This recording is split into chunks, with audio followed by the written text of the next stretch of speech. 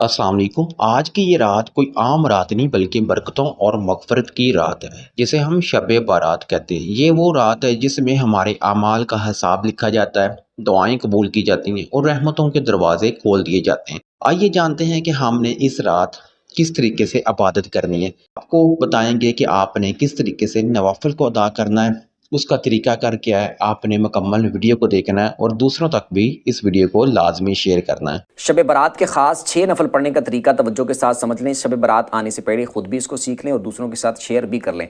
15 शाबान की रात, शब बारात की जो रात होगी, जो वो रात जब स्टार्ट होगी तो उस रात आपने मगरिब के बाद 6 नफ़ल पढ़ने हैं, 2-2 करके।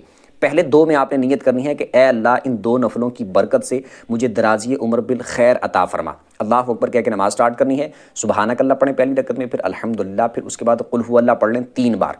रुकू सजदे करके 1 रकत, उसके बाद दूसरी रकत में आप अल्हम्दुलिल्लाह पढ़ें, उसके बाद फिर 3 बार कुल हुवल्लाह पढ़ लें। रुकू सजदे करके अत्तहियात पे बैठ जाएं, अत्तहियात पढ़ के दरूद पढ़ के दुआ पढ़ के सलाम फिर के 2 नफ़ल पूरे करें और उसके बाद फिर आपने 21 बार कुल हुवल्लाह पढ़नी है या फिर 1 दफ़ा सूरह यासीन पढ़ लें। उसके बाद फिर आपने 2 रकतों के लिए खड़े होना है। उसमें आपने नियत ये करनी है कि ए अल्लाह, इन 2 नफ़लों की बरकत से मेरी बलाओं से हिफाजत फरमा।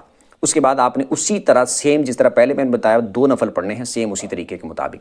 फिर ये 2 पढ़ने के बाद आपने फिर 21 दफ़ा कुल हुवल्लाह पढ़ लेनी है या फिर 1 दफ़ा सूरह यासीन पढ़ लेनी। उसके बाद फिर आपने 2 और पढ़ने के लिए खड़े होना है। उसमें आपने नियत ये करनी है कि ए अल्लाह, इन 2 नफ़लों की बरकत से मुझे अपने सिवा किसी का मोहताज ना करना। अल्लाह अकबर कह के 2 नफ़लों को स्टार्ट करना है। सेम उसी तरीके के मुताबिक आपने 2 नफ़ल पढ़ने हैं। ये मुकम्मल करने के बाद फिर आपने अत्तहियात पे बैठ जाना है।